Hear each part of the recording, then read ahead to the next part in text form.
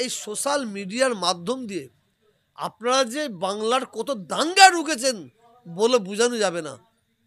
বড় বড় মিডিয়াগুলো তারা দাঙ্গা লাগাবার চক্রান্ত, সব বলবো না, কিছু কিছু মিডিয়া আছে তারা হাত হাত মুখ ধুয়ে লেগেছে দাঙ্গা পশ্চিম বাংলায় লাগাবার জন্য।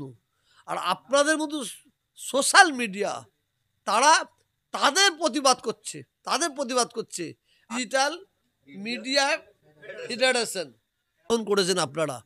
এদিকে রাজ্য জুড়ে যেটা করা হয়েছে আমি আপনাদের সকলকে মুবারকবাদ জানাচ্ছি, শুভেচ্ছা দিচ্ছি।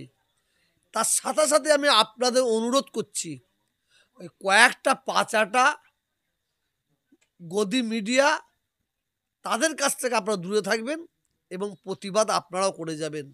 আপনারা সত্য খবরটা আপনারা মানুষের কাছে পৌঁছে দেবেন, সে যে লাটসাবি হোক, সত্য খবরটা পৌঁছে দেবেন। এবং আমি পশ্চিমবাংলা সরকারের কাছে আমি আবেদন করব, এই ডিজিটাল মিডিয়া যে আজকে যারা ফেডারেশন যে সারা ওয়েস্ট বেঙ্গল মিলে এই যে সংগঠনটা করেছে, আমি পশ্চিমবাংলার মুখ্যমন্ত্রীর কাছে বলবো এদের ঘরে আপনি সহযোগিতা করুন, এদের পাশে আপনারা দাঁড়ান এবং সত্য খবরটা এখন মানুষ যেটা পাচ্ছে ডিজিটাল মিডিয়া থেকে, সোশ্যাল মিডিয়ার মাধ্যম দিয়েই পাচ্ছে, ডিজিটাল মিডিয়ার মাধ্যম দিয়েই পাচ্ছে।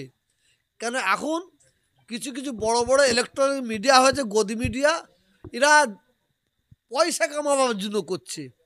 যে পয়সা দেবে তার হয়ে কথা বলছে, যে পয়সা দিচ্ছে তার হয়ে কথা বলছে।